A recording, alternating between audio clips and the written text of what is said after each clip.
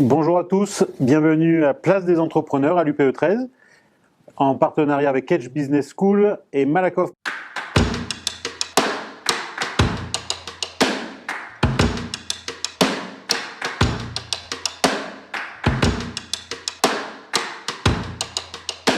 Je reçois aujourd'hui 4 belles entreprises de notre territoire, en l'occurrence Cityway, Compass, Lesca et Réservoir Sun. Je vais vous demander rapidement de vous présenter tous les 4 et on commence par vous, Laurent, pour Cityway. Bonjour, Laurent Briand, directeur général de Cityway, que j'ai créé il y a 20 ans. Et Cityway, on fait ce qu'on appelle le guichet unique de la mobilité, Mobility as a Service. Le principe est très simple, c'est vous avez besoin de vous déplacer d'un point A à un point B, on vous informe sur le trafic routier, sur le stationnement, sur les transports en commun, sur les vélos, les trottinettes, le covoiturage, ainsi de suite, vous avez compris. On vous permet de réserver et de les payer tous, donc c'est vraiment... C'est une appli. Voilà, appli, site internet qui répond à votre besoin de déplacement de A à Z, et on travaille partout en France et on commence à avoir quelques succès à l'international. On est sur Amsterdam, sur Toronto et ici bien sûr à Marseille. Le siège ici ? Le siège est à Aix-en-Provence. Bravo. Et on est 200. Ok, Compass. François Mélis, délégué régional Compass France. Compass, la majorité des personnes connaissent, puisque ça fait 70 ans qu'on alimente les écoles de commerce, les ingénieurs avec des bases de données.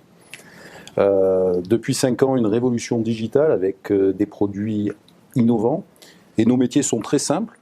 Tout d'abord, analyser des datas dans les entreprises, les nettoyer, les enrichir et leur permettre de faire parler, je dirais, leur vécu. Cibler de nouveaux clients, de nouveaux prospects qui ressemblent à leurs partenaires. Une fois que cette action a été menée, on va essayer avec les entreprises d'accroître leur notoriété par des campagnes emailing, SMS, que ce soit du marché B2B ou B2C. Et enfin, aujourd'hui, on peut même aller au-delà. C'est permettre à des commerciaux, à des chefs d'entreprise d'engager le dialogue avec les bonnes personnes au bon moment, avec des bons outils, tout ça grâce aux réseaux sociaux. C'est combien de personnes Compass chez nous ? Alors aujourd'hui, Compass, c'est 60 pays. Nous sommes présents dans le monde entier, 60 pays, c'est plus de 200 collaborateurs, 10 000 clients dans le monde. Et il faut savoir qu'il y a plus de 30 personnes qui travaillent régulièrement sur l'enrichissement de la donnée, et c'est encore fait par enrichissement manuel téléphonique. Très bien. Alexandre Tremblay pour l'ESCA. Alors l'ESCA, c'est une école de management à la base, donc école angevine, fondée en 1909. C'est aujourd'hui 7000 étudiants répartis sur 8 campus, dont 6 en France. Angers, le campus d'origine, Paris, Bordeaux, Lyon, Aix-en-Provence, sur lequel on vient de s'installer, Cholet, et Budapest et Shanghai à l'international. C'est 14 000 alumni répartis à travers le monde. C'est des partenaires universitaires dans 55 pays. Et surtout, on est à Aix-en-Provence, dans la région, pour venir dynamiser, parce que c'est l'objectif de l'école, de dynamiser localement l'économie de style. Si je ne dis pas de bêtises, avec notre partenaire Kedge, il n'y a que 2 écoles, je ne sais pas si on peut dire académiques, entre guillemets, sur notre territoire. Oui. Alors tout à fait. Kedge et l'ESCA. Sur Parcoursup, avec Kedge, l'ESCA fait partie des 2 seules écoles triplement accréditées et qui se retrouvent sur Parcoursup. D'accord. Donc 2 très très bonnes écoles dans tous les cas. Combien d'étudiants sur le campus d'Aix-en-Provence ? Pour l'instant, on est à 350 avec des objectifs d'accroissement qui sont significatifs et qui sont au rendez-vous puisque Parcoursup a fermé avec des chiffres assez intéressants pour la région. C'est intéressant de parler avec vous aujourd'hui parce que on sait que la première catégorie de personnes qui a peut-être un peu eu des difficultés pendant ce Covid, c'est les étudiants. Tout à fait, tout à fait. Je vous passe la parole pour Réservoir Sun. Donc Mathieu Cambé, directeur général de Réservoir Sun, qui est aujourd'hui le leader français de l'autoconsommation solaire pour les entreprises et les collectivités. L'autoconsommation solaire, c'est le nouveau modèle du photovoltaïque aujourd'hui en France. C'est le fait de produire et de consommer au même endroit l'électricité produite par des panneaux solaires. Donc on s'adresse principalement sur le marché des professionnels, soit entreprises, soit collectivités. On a été créé il y a 2 ans et demi, un siège qui est au DOC à Marseille. C'est une entreprise qui est en plein boom, en pleine croissance. Et cette année, nous allons achever environ 200 chantiers, ce qui représente à peu près en surface 5 millions de mètres carrés de surface globale de panneaux. Et c'est, vu qu'on est à Marseille ici, entre 100 et 150 fois à peu près la pelouse du Vélodrome qui sera installée cette année par Réservoir Sun. Donc on finance les installations, on construit, on développe, on exploite. Et c'est sur 2021 à peu près 100 millions d'investissements. C'est-à-dire qu'on ne vend plus notre consommation qu'on crée chez nous à EDF maintenant, mais on la consomme directement ou pas? C'est exactement ça. Le paradigme du solaire a changé. Hein. Il y a 10 ans, en fait, le solaire c'était plutôt un produit financier. C'était comment valoriser un foncier, soit de la toiture, soit du parking. Et en fait, on revendait l'électricité pendant 20 ou 30 ans au réseau. Et aujourd'hui, il y a un changement de paradigme. Les sociétés, les clients, en fait, veulent profiter de l'usufruit de cette production et préfèrent en fait utiliser directement cette électricité-là produite par des panneaux qui ont été financés par nous sur leur toiture ou leur parking pour faire diminuer leur consommation d'électricité et aussi pour participer à l'effort collectif sur la transition énergétique. Donc il y a un vrai changement de paradigme aujourd'hui. On est passé d'un modèle plutôt financier à un modèle vertueux, ce qu'on appelle le circuit court de l'énergie, où les entreprises de plus en plus incarnent la transition énergétique et veulent être ce qu'on appelle des consommateurs. Donc on est tous concernés. Vous êtes tous concernés. Je m'adresse à tous les chefs d'entreprise de la région.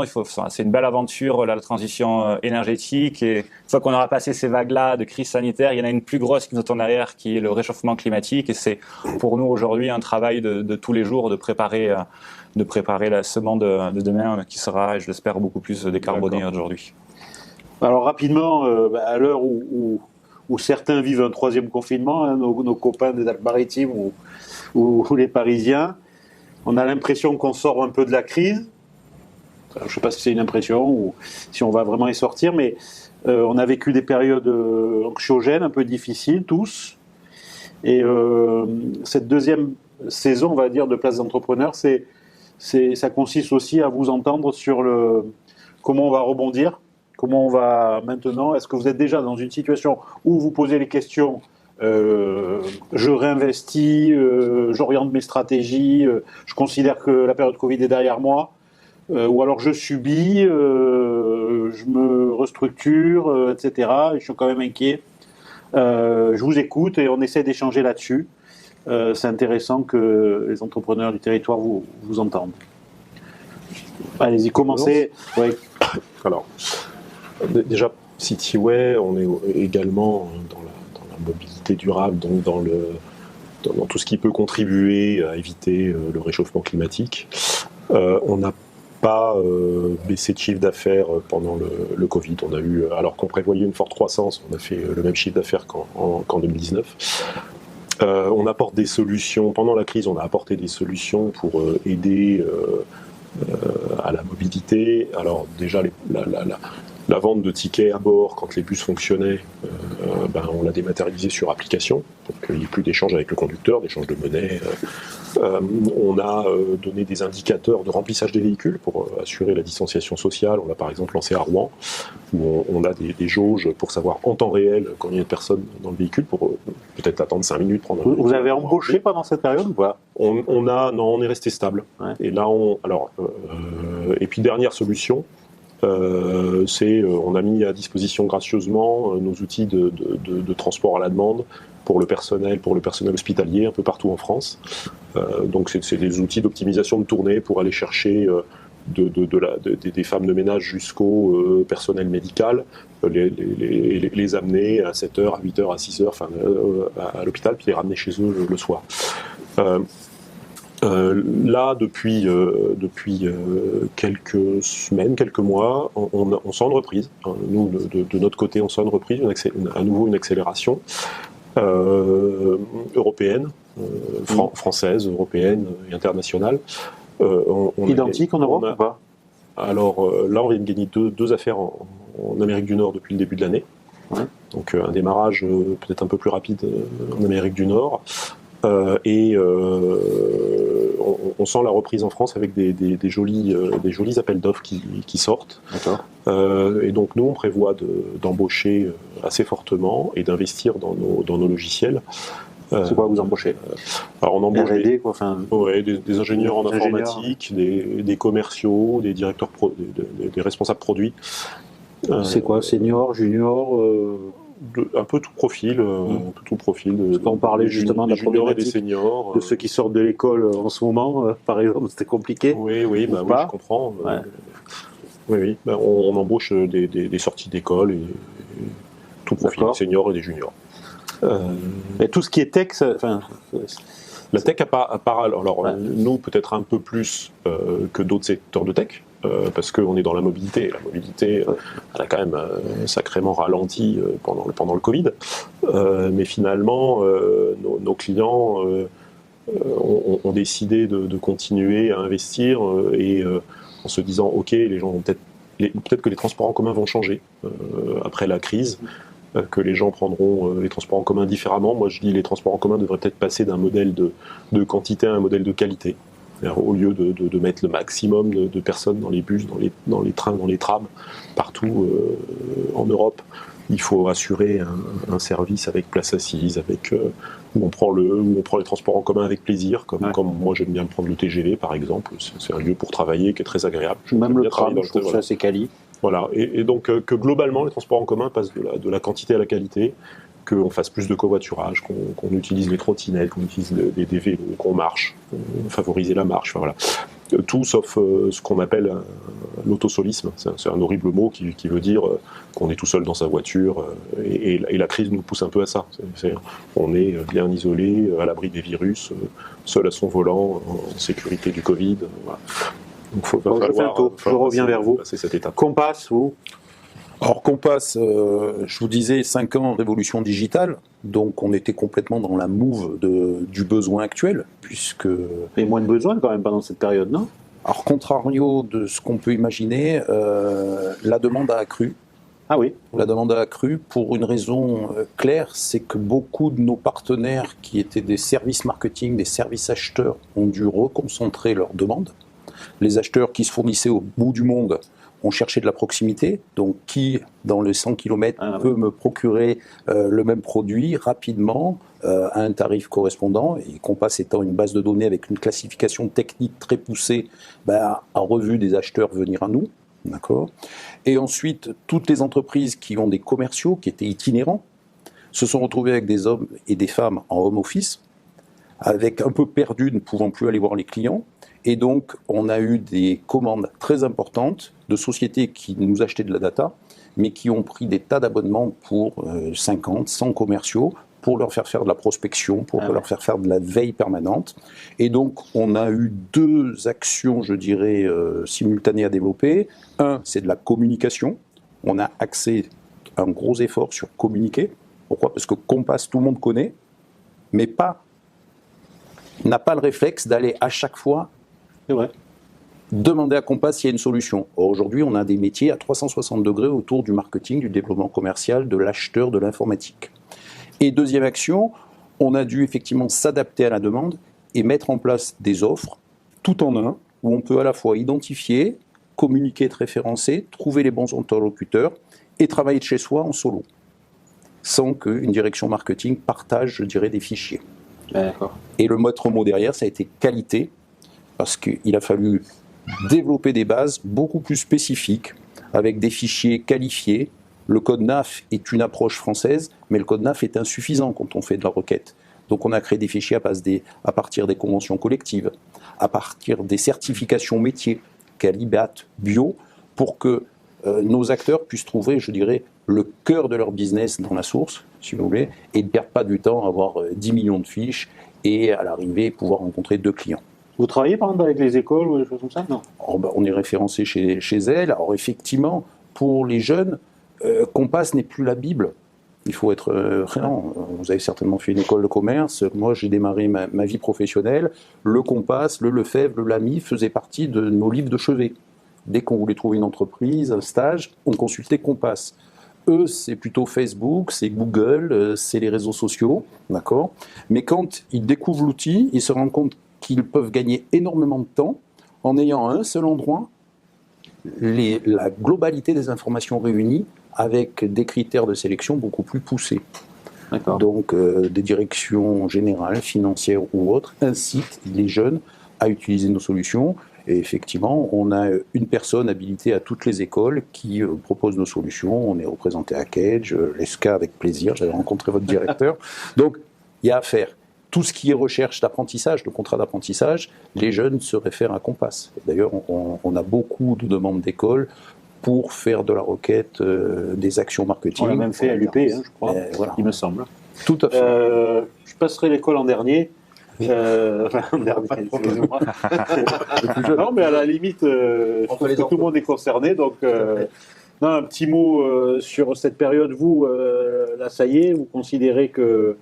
Nous, on n'a jamais été trop, côté Réservoir Sun, trop impacté. Le petit exemple, c'est qu'on est 70 personnes aujourd'hui chez Réservoir Sun et on a recruté à peu près 30 personnes depuis le premier confinement. Donc, c'est à peu près 3 personnes par mois, dont 70% de femmes. Je tiens à le souligner. Et donc, et ça s'est accompagné de création de différents bureaux locaux à travers toute la France. Et je pense que le principal enseignement pour nous, ça a été d'accélérer et de simplifier la mise en place de notre vision et de nos valeurs dans l'entreprise.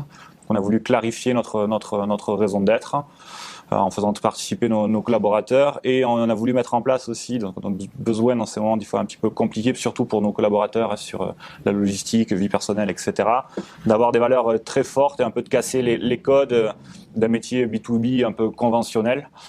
Et donc voilà, c'est pour ça qu'on a mis en place des valeurs un peu qui sortent out of the box, qui sortent du cadre, dont la première est l'impertinence. Alors je pense qu'on est une des seules boîtes en France dont une des valeurs est l'impertinence, avec une analogie très forte avec le monde sportif. Si vous avez regardé le match d'équipe de France de rugby samedi dernier, le French Flair, l'impertinence, on trouve qu'aujourd'hui, pour aller faire du business en B2B, on a besoin d'avoir des profils plus entrepreneurs qu'ingénieurs ou sortant d'école de commerce. C'est vraiment la fibre entrepreneuriale qui est importante chez nous.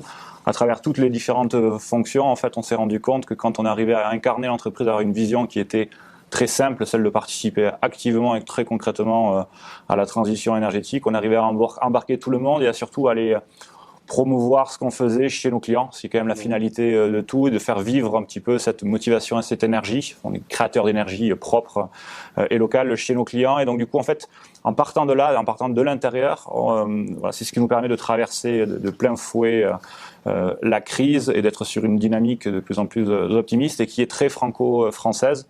Parce que contrairement à d'autres sociétés qui ont axé leur développement en dehors de la France, sur d'autres pays qui sont plus ensoleillés, en plein développement, type l'Amérique du Sud, l'Afrique, nous on a tout misé sur le régional. Donc on est dans une phase de régionalisation de Réservoir Sun, en partant d'une base principale du siège à Marseille, en pensant que demain, le marché, la profondeur de marché sera dans les territoires. Voilà. Et ça, je trouve que c'est très intéressant. Je ne sais pas ce que vous en pensez. Je vous coupe un peu parce que justement, Place des entrepreneurs, c'est aussi une façon de prendre contact les uns avec les autres et de privilégier les relations aussi entre nous sur le territoire. Et je vais rebondir sur l'école justement parce que souvent on parlait des écoles de commerce et puis l'objet c'était tout de suite d'être full English, etc., et de partir rapidement à l'étranger ou faire ces 2 dernières années à l'étranger, etc., ce qui est nécessaire, de parler anglais ou espagnol, etc. Mais est-ce que vous le ressentez, ce qui est en train de dire, c'est-à-dire qu'on a besoin aussi de régionaliser nos gars, parce que d'abord on est attaché à notre territoire, ensuite il y a un business énorme qu'on peut faire ici entre nous ou pas entre nous, mais et on peut partir de là et aller conquérir le monde, on n'est pas obligé d'aller vivre à Sydney ou à... parce qu'on vit bien chez nous quand même. Et est-ce que vous avez changé un peu vos méthodes d'enseignement, c'est-à-dire j'ai obligatoirement un DESS commerce international, enfin DESS, excusez-moi, je suis vieux jeu, maintenant on ne dit plus ça, c'est Master 2. Il y a de petits changements, petites réformes entre les deux. Quand même. Mais oui, on est d'accord. Il y a 2 choses moi qui m'interpellent dans ce que dit Mathieu. C'est de tout d'abord le local. Le local, oui, l'ESCA le fait. On a décidé d'avoir des petits campus, mais plutôt répartis sur le territoire pour justement développer localement ou promouvoir surtout une école de qualité, mais dans toutes les régions de France. Et donner l'ampleur du groupe au niveau national et puis à l'international, ce qui donne le choix aux futurs lycéens, futurs étudiants, de venir à l'école, de rester sur des programmes d'apprentissage, comme vous le mentionnez, François, ou éventuellement de partir à l'international. Je pense aussi à l'entrepreneuriat, parce que Mathieu parlait des entrepreneurs. on crée, et ça a été fait déjà, des intrapreneurs. Donc, c'est toutes ces qualités d'entrepreneurs qu'on a besoin pour développer les entreprises, autant sur des formations 3 ans qu'en 5 ans. Et puis, les entreprises nous demandent de toute façon d'embaucher local et après vont les redispatcher éventuellement leurs étudiants, leurs futurs employés, ou de travailler sur les contrats d'alternance, les contrats d'apprentissage, pour les garder donc au niveau local et puis de développer cette compétence. Ça reste un sujet. Je sais pas si vous en avez pris pendant cette période des contrats d'alternance ou des choses comme ça. Je pense que c'est l'avenir pour nos jeunes. Je crois aussi. Là, je parle d'expérience personnelle. J'ai 3 enfants, 2 qui sont aujourd'hui dans le monde du travail. Les 2 aînés sont passés par l'entreprise avant d'être diplômés, que ce soit Sciences Po, école de commerce, et ils ont des beaux jobs grâce à cet apprentissage. Je pense qu'il faut que les jeunes comprennent que c'est pas une mauvaise piste, c'est la piste à prendre, c'est la voie royale. Et ce qui est assez marrant, c'est que je discutais avec le directeur de l'ESCA, Samir Ayoub, voilà, et qui me disait, je lui disais, mais vous n'avez pas une problématique pour remplir, quoi. Parce que là, aujourd'hui, il n'y a plus de salon, il y a une visibilité qui est compliquée.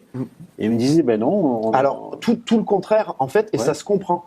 Il y a trois scopes à regarder. Alors, le premier angle, c'est les lycéens et la période Covid. Inquiétude, en détachement de l'école, abandon fréquent, décrochage. Et puis les parents derrière qui regardent ça et qui se disent je ne peux pas laisser mes enfants comme ça, on a besoin d'accompagnement. Et certaines écoles de commerce sont capables de donner ça à ces lycéens, de leur redonner goût aussi, de leur redonner de la vision. Parce que le problème, c'est qu'on n'a plus, les étudiants n'ont plus de vision. Sur 2 ans, sur 3 ans, même sur 1 an, ils savent qu'ils vont faire des cours, mais après les stages, est-ce qu'on est accompagné, est-ce qu'on n'est pas accompagné, est-ce que les entreprises vont nous embaucher, quel secteur embauche? Il y a cette perdition qui est un peu inquiétante des lycéens et de la part des parents. Ce qui fait que quand ils retrouvent une école de commerce, ils viennent chercher forcément un réseau. Les stages, les alternances en période de Covid, on a trouvé la totalité de nos alternances. À Aix, on a choisi 100% alternance, qu'on soit master d'ailleurs, ou Bac+3 en bachelor. Ouais, et on a trouvé la totalité des alternances. Les portefeuilles aussi, avec la crise, se font peut-être plus minces aussi. Donc, c'est une des vocations aussi de l'ESCA d'apporter de l'aide à ces familles-là, de par l'ajustement des frais de scolarité. Et puis, autre chose qui me semble quand même assez important, c'est que, et c'est ce qui explique le boom, c'est qu'ils viennent à l'école, on leur donne la perspective, on leur donne une vision, on leur donne un accompagnement, et sur une petite école de 350 étudiants sur Aix-en-Provence, mais on regardera tous les campus qui sont tout petits, c'est cette ambiance familiale qu'on va retrouver à l'école, et c'est ce que les familles ont besoin de se sentir. Oui, et les jeunes aussi, c'est leur manque là en ce moment. Vous qui avez une vision aussi internationale, puisque d'après ce que je comprends, vous développez, puisque là vous venez de signer 2 beaux marchés en Amérique du Nord, cette notion territoriale, elle est importante ou pas? C'est important d'être ici ou pas, ou on s'en fout un peu C'est peut-être un petit peu différent pour Cityway que pour mes 3 collègues, confrères. D'abord, la mobilité, c'est local. Alors oui, pour la mobilité à Nice, c'est pas la même que celle de Marseille, c'est pas la même que celle d'Amsterdam. Si vous êtes déjà allé à Amsterdam, vous voyez bien que c'est pas pareil. Donc la mobilité, elle est locale. Et la mobilité, elle est décidée partout dans le monde par les collectivités locales. Mais vos ingénieurs, ils sont où? Et nos ingénieurs, et c'est là où c'est différent, nos ingénieurs, ils sont à Aix-en-Provence. Donc, voilà, donc notre siège est à Aix-en-Provence. D'où l'attractivité de notre territoire, quand même. Et on ne peut pas développer un calculateur d'itinéraire, par exemple, qui est l'un de nos produits, multimodal, un à Amsterdam, un à Nice, un à Toronto et un à Marseille. Non, on n'en développe qu'un, et c'est un produit, et il est fait ici. Donc là, les logiciels sont faits ici. Mais la mobilité, elle est forcément locale et décidée par les élus locaux.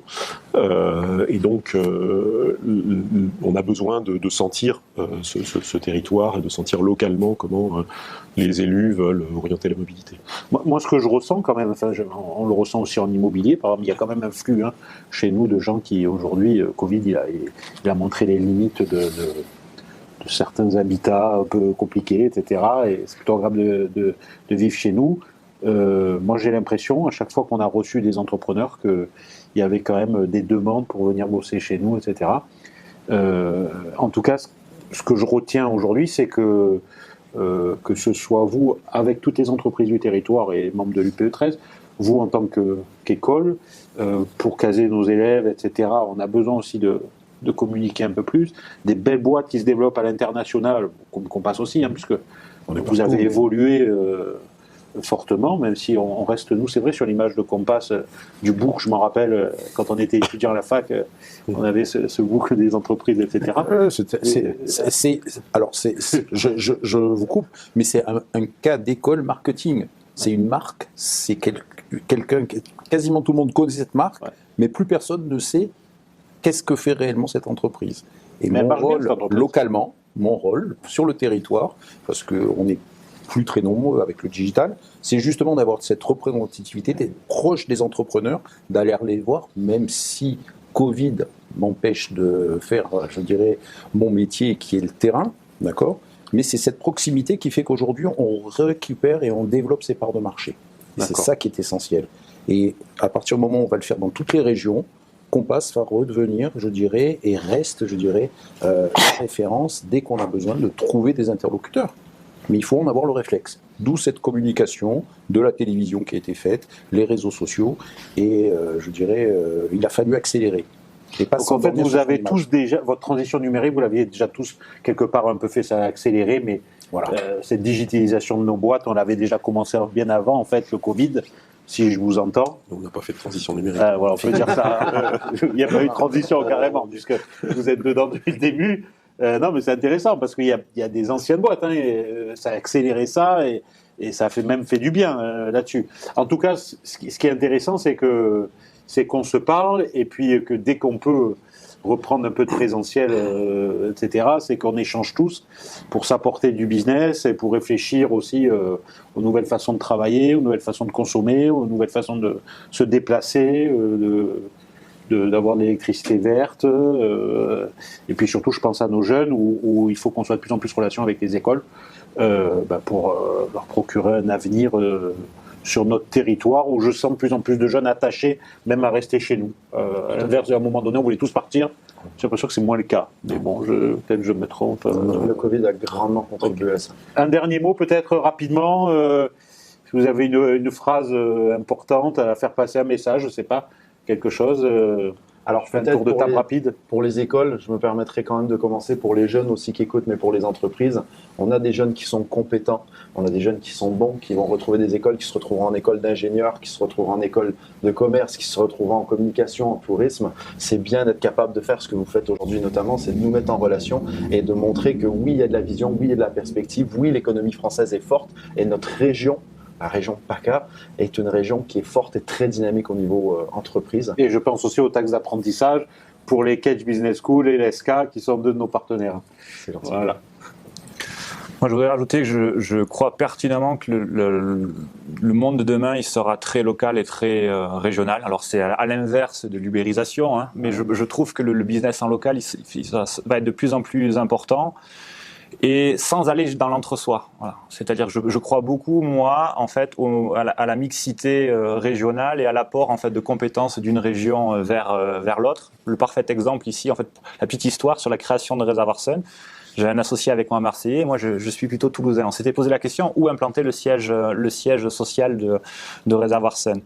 Et en fait, on s'est rendu compte que le duo gagnant, en fait, c'est des gens qui sont ancrés dans les territoires, qui ont une histoire et une légitimité, mais qui sont ouverts aussi à de l'apport de sang neuf, à d'autres façons de voir les choses de l'extérieur. Et cette dualité-là, on pourrait croire au départ que ça peut opposer, en fait, qui va créer une énergie et créer de nouveaux modèles.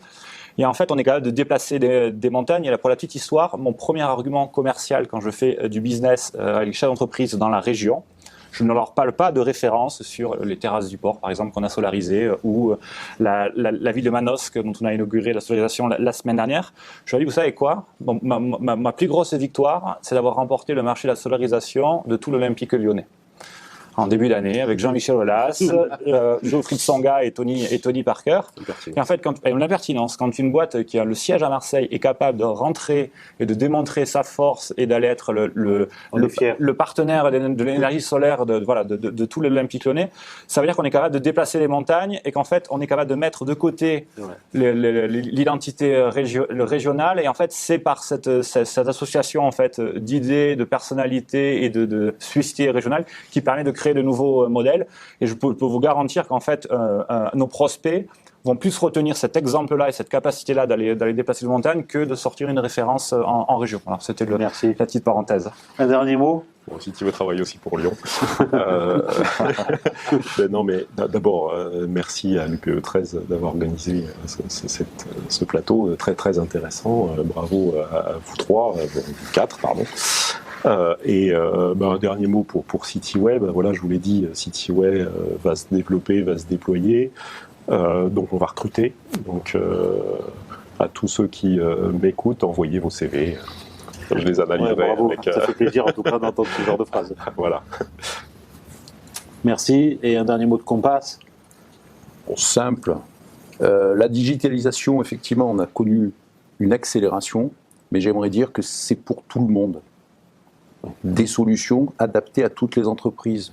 Qu'on soit 2 ou 5000, on a tous besoin, à un moment donné, d'avoir des techniques modernes et de pouvoir communiquer facilement. Et Compass, aujourd'hui, a mis des solutions à la portée de tous. N'hésitez pas à nous en parler. Merci beaucoup. À C'était Place des entrepreneurs en direct de l'UPE 13. Merci à vous et à très bientôt. Merci à vous.